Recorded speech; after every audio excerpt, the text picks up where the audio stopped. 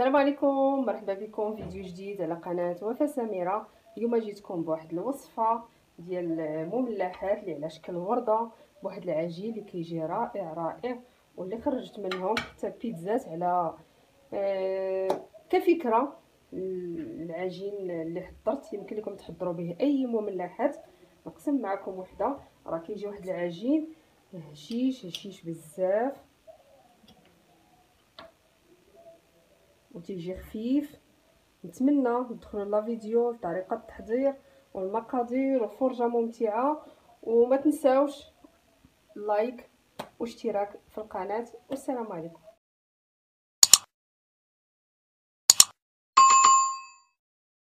ندوزو ان شاء الله المقادير على بركه الله.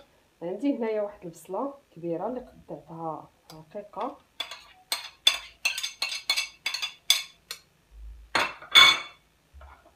عندي فلافل، عندي الفلفله الخضراء، الفلفله الحمراء، وجوج هادو حارين. المهم الحار كيبقى اختياري لكم ديروه اولا لا.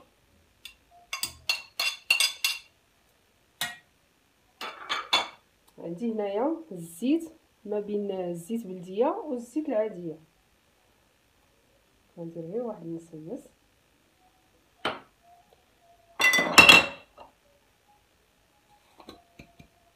عندي الملح على حسب الذوق. دابا غندي هاد الشيء نشحرو مزيان ونرجع ان شاء الله باش نديرو التوابل. بالنسبه للتوابل عندي هنايا كفته كتبقى اختياريه، اما ديروا لادند اولا كفته اولا سميتو هادو طون. عندي هنا شويه ديال الزعتر، معلقه ديال التحميره، معلقه ديال السكنجبير، معلقه صغيره ديال صوص صوجا اختياريه. عندي ملح، غنديرو هذا في العجينه لانني ضفت الملح. عندي شويه الابزار، عندي الثومه غبره وشويه ديال الخرقوم. وهذا الزيتون اختياري، اما ديروا الكحل اولا ديروا الخضر. هذا حطيت يطيب ليا الحشو ديالي، وان شاء الله نرجعوا ملي يتشحر مزيان. من بعد ما تشحر ليا الخليط ديالي كيجي على هذا الشكل هكا، يجي ناشف. غنزيد عليه واحد شويه ديال الزعتر غير باش نسموه. غنزيد عليه شويه ديال الزيتون اختياري، اللي ما كيديروش اللي ما كياكلوش ما يديروش، اولا ديروا الخضر غير شويه. اصلا غنزين عاود نزين به. دابا الحشو ديالي ها هو واجد. غندوز ان شاء الله العجينه معكم، نحطو جانبا. بالنسبه للعجينه غناخذ الماء،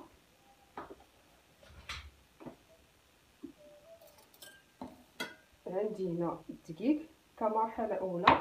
غناخذ كاس نتاع الماء. بالنسبه للكيسان اي كاس عبرتو به الماء هو باش غادي تعاودو تعبروا الدقيق. غندير كاس الاول ونزيد كاس ما عامر. نتوما بغيتو العجين كثير غديروا جوج كيسان. المهم الكاس باش عبرتو الدقيق، الماء هو باش غادي تعبروا ان شاء الله الدقيق. عندي هنايا كاس ديال اللبن اختياري، اللي بغى يدير هذا حليب مجفف يديرو. عندي معلقه كبيره ديال الخميره حبوب.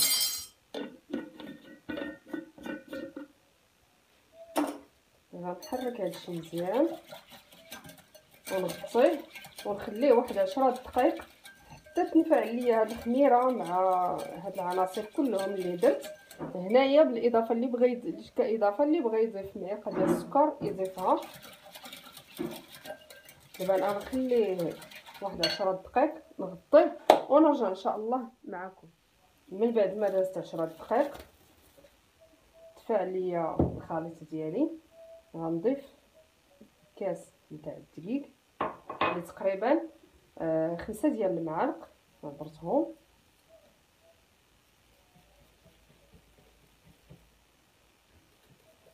هاد العجين غادي يخمر مره واحده ونستعملوه. دابا هنا غادي نضيف الملح ديالي على حساب الذوق.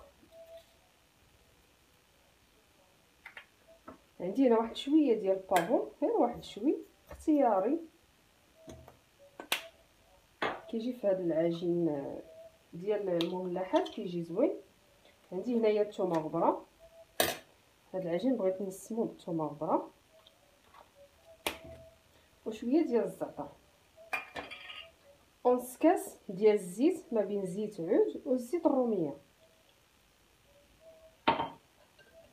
غادي نخلط العناصر كاملين. هذا العجين كيجي منسم زوين زوين بزاف. وبالنسبه للبن اختياري كيف ما قلت لكم، اللي ما بغاش يقدر حليب مجفف او لا ياغورت مسوس.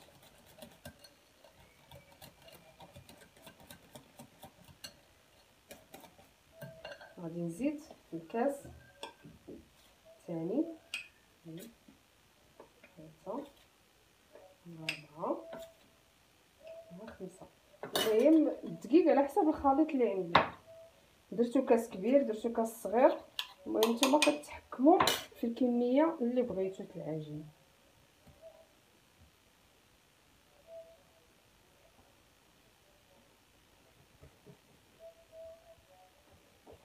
هكا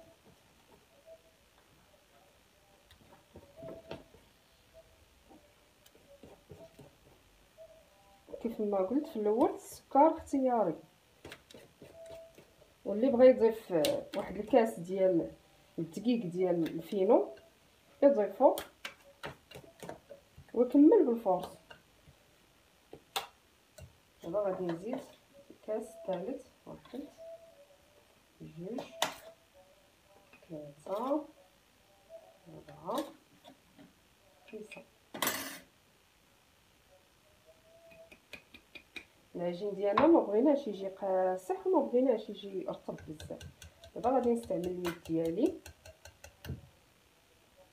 بالنسبه لهاد الفطائر هكا عامرين اولا نسميهم مملحات، كيصلحوا للطبله ديال مائده الافطار في رمضان ان شاء الله، رمضان على الابواب.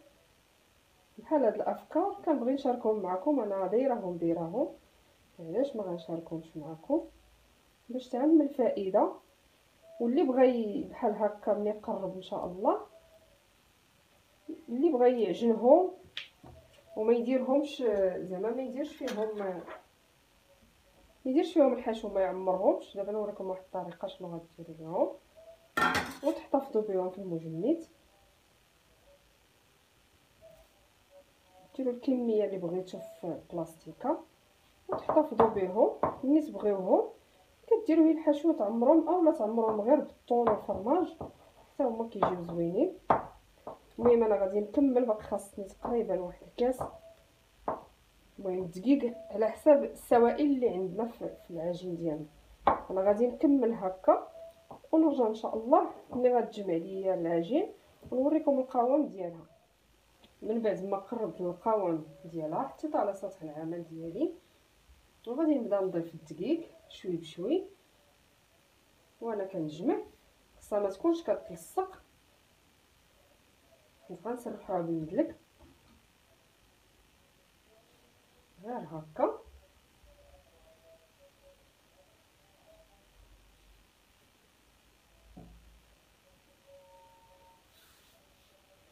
هكا نتوما راه خفيفه، راه ماشي قاصحه العجينه.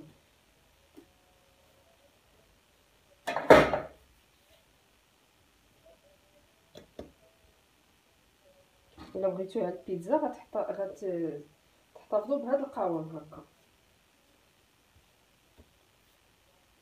بغيتو ديروها باغيت عامر اولا شي حاجه، المهم هذا العجين كيصلح لاي مملحات بغيتو ديروهم، يعني تبدعوا فيهم باي حاجه اي طريقه درتوها فيهم غتنجح معكم ان شاء الله. ندير رش واحد شوي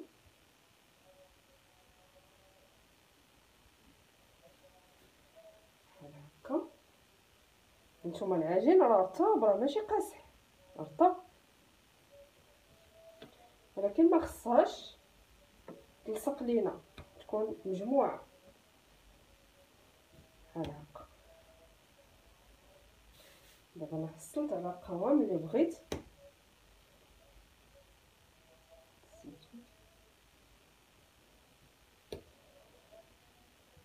دابا غادي نفرقها على 3 ديال الكرات. كنت غندير منها جوج ديال الشكال، غندير منها بيتزات، ما غنخدمهمش اليوم، غنحتفظ بهم حتى نبغيهم. انا بغيت نعطيكم غير افكار، وانتم تقدروا تبدعوا فيها على حسب اش غديروا بها.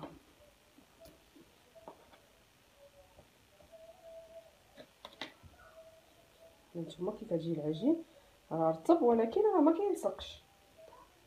هانتوما بلا دقيق بلا والو، ولكن راه ما كيلصقش في سطح العمل. غنديرها في البلاستيكه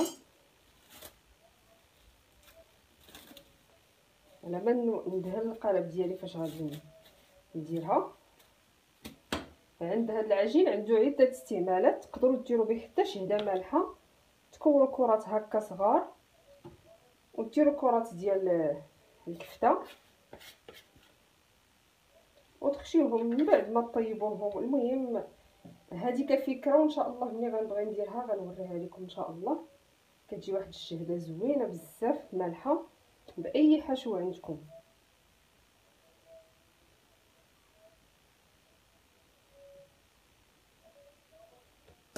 هادو كافكار كيف ما قلت لكم الطابله ديال رمضان ان شاء الله ديال الفطور.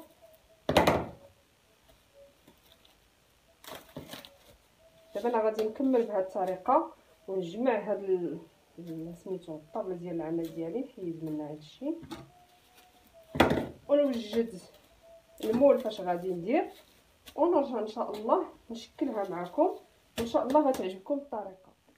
دابا انا غناخذ هاد المول هذا ديال الكاب كيك، هو فاش غادي نديرهم. بالنسبه لي انا غادي نعمرهم دابا. الا ما كنتوش غتعمروهم تقطعوهم باي شكل تاع ورده اولا اي طابق بحال هادو. هذه كفكره. دوك الغطايات ديال الياغورت راه كيكون طويل، كنحتفظ بهم، ما كنرميهمش حيت كنبغي هكا بحال هكا شكل بيتزا اولا شي حاجه المهم هادو ما كنرميهمش. عندي هذا وعندي هذا. المهم انا اللي غيجيني مع هذا غادي نديرو. بالنسبه لهذا غنقطع به البيتزات كيف ما قلت لكم. ملي غتقطعوا العجين غتلبسوه لهنا، غادي تدهنوهم وتلبسوه ليهم وتدخلوهم يطيبوا هكا مقلوبين. بالنسبه لا ما بغيتوش تعمروهم، بغيتو تحتفظوا بهم في المجمد، بالنسبه لي انا غنعمرهم. غندهن بالزبده مزيان باش ما يسخوش ليا، ما غندير لا قويتات لا حتى حاجه. هما ما كيلصقوش ولكن احتياط، حيت هذه ماركه زوينه. المهم دابا غادي نرشهم بالدقيق. هذا الدقيق نيت غادي نبغيه بحال هكا.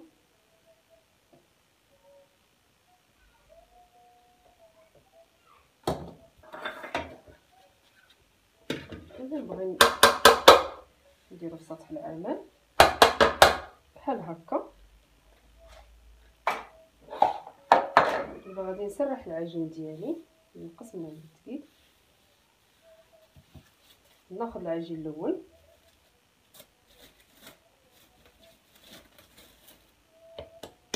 هكا،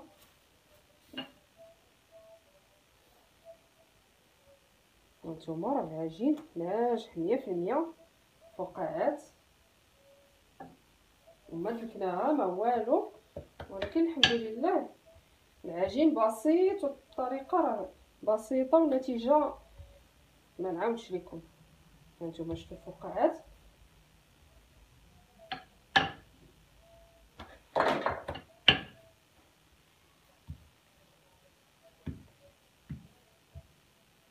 هكا هي تكون العجينه رقيقه شوي ما غليظاش باش ما يجيوناش المملحات ديالنا غلاظ بزاف. هانتوما راه ما كتلصق ما حتى حاجه. وبالنسبه لهذا الشيء باش نسمت انا، راه الا ما عندكمش تقدروا ديروا غير بصله، تاخذوها تحكوها بداك الماء ديالها، تاخذوه هو اللي ديروا في وسط العجينه، كتجي منسمه بواحد الطريقه زوينه. راه كنت درت الوصفه في عجينه ديال المملحات، درت البصله يابسه وعاودت درت البصله محكوكه، خديت هي الماء ديالها كتعصروها في شي شبيكه وتاخذوا هي الماء ديالها، هذه كافيه زعما منسم.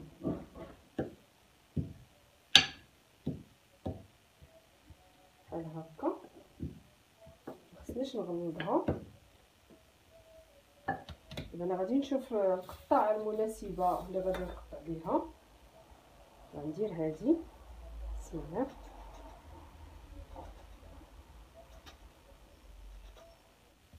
اولا ديروها كيف ما قلت اشكال، المهم هو الوصفه العجين، اما الشكل تشكلوه باي حاجه عندكم اللي متوفر عندكم شكلوه. اللي ما عندوش هاد اللاطه هذه ديال الكاب كيك راه يقدر يدير اي حاجه، ماشي بالضبط هادشي اللي درت انا. هاد العجين تقريبا كاس ونص نتاع الماء، راه كيخرج تبارك الله كميه زوينه. ردو في بلاستيكه. ناخذ هذا ديالي، غادي نلبس القاعده هي الاولى بحال هكا ونبسطها باش تشد ليا الشكل ديال اللاطه، وراه ما درتهاش غليظه باش تجيني زوينه ناكل ما ناكلش هي العجين. اشنو كندير دابا؟ غناخذ هذا العجين هكا نبسطوه حتى ياخذ ليا الشكل ديال المول. انا كنبغي نوصل اي حاجه تكون، نبغي نوصلها لكم مقاده، ما بغيش نقولها انا غنقطعها وغنديرها في المول وغنجوز، لا، خصني نوصل لكم حاجه كيف تعلمتها انا. بالنسبه معليش غناخذ هذا العجين وغنبدا ندير نشكلها على شكل وريضه. هادشي اش قلت لكم، رققوا العجينه باش ما تجيكمش العجينه غليظه. هكا بحال هكا. هما ملي كيطيبوا ويعاودوا يتنفخوا داكشي راه كياخذوا الشكل ديال الورده بحال هكا.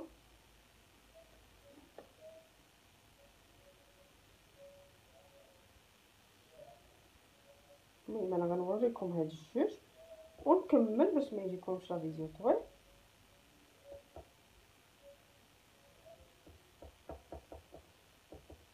كيجي الشكل بحال هكا. دابا غناخذ الحشو ديالي من بعد ما برد بطبيعه الحال. نتوما راه كيجي لذيذ بزاف اللي ما بغاش يدير الكفته. وبالنسبه لهاد الفلافل راه كان عندي في المجمد كيف ما شفتوا، راه عندي طريقه باش نحتفظوا بالفلفله قلتها لكم، ماشي وريتها ولا شي حاجه، الطريقه ديال الاحتفاظ بالخضره. قلت لكم بان الفلفله الا كانت عندي كثيره كناخذها كنغسلها كنقيها كندخلها للكونجيلاتور. ملي كنبغيها راه كنجبدها وهي جامده كندوزها في هذه الماكينه هذه، في هذه الماكينه هذه اللي راه عندي الاستعمال ديالها في القناه، كتخرجها ليا على القياس وهي جامده، ما نخليوهاش حتى ترطب من المجمد للماكينه للمقله.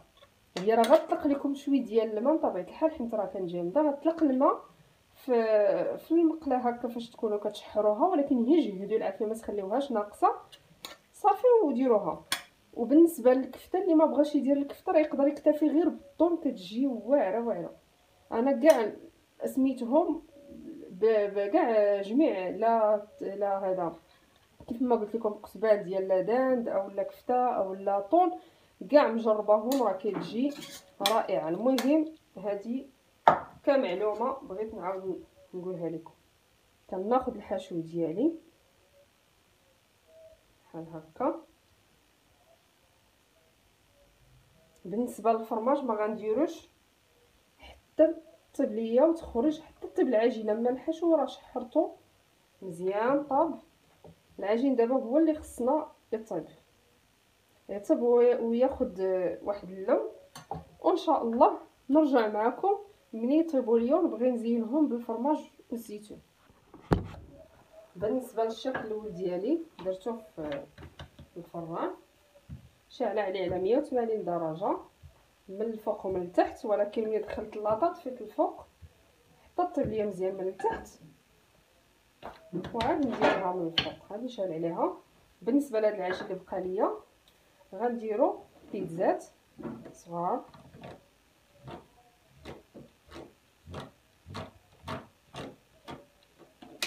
غنقطعهم بهذا الشكل هكا. انا ما بغيتهمش كبار بزاف، بغيتهم غير في القياس بحال هكا. كنديرهم هكا، كنديرهم كبر من هذا. المهم هذه كفكره بغيت نعطيها لكم بحال هكا. كيجيو على هذا الشكل هذا. غنديرهم في واحد اللاطه اللي مفرشه على بابي سوفيريزي بحال هكا. غنطيبهم ومني يبردوا نجمعهم في واحد البلاستيكه، وان شاء الله ملي غنبغيهم وغتكون عندي الفطره هي طايبه. بقى ليا غير التزيين ديالها لاصوص وشنو باش نعمرها، وان شاء الله غنبغي نعمرها نشاركها معكم. كيجيو على هذا الشكل هكا بحال هكا بحال هكا. دابا انايا غادي ندخلهم للفران حتى يطيبوا عندي. ما غاديش نحمرهم، غير يطيبوا بحال غنطيبهم نص طيبه، ولكن هما راه طايبين ماشي العجينه خضراء. صافي وغادي نتلاقى معكم ان شاء الله ملي نكمل الكميه ديالي ونبغي نزين سميتو الطبق اللي على شكل ورده، ونتلاقى ان شاء الله معكم. من بعد ما طابوا الوريضات ديالي كيجيو على هذا الشكل. هانتوما ما كيلصقوا ما والو، كيجيو زالين. دابا غادي عندي هنا الفرماج وغادي نحكو عليهم بحال هكا ونردهم للفران. باقي كيطيبوا ليا البيتزات بحال هكا. ندخلهم غير يطيب، غير يذوب الفرماج عليهم ونحيدهم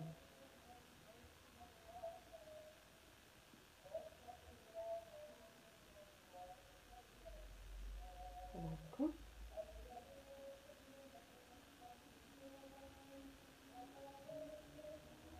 العجين راه جا زوين بزاف، نتمنى ينال الاعجاب ديالكم بحال هكا.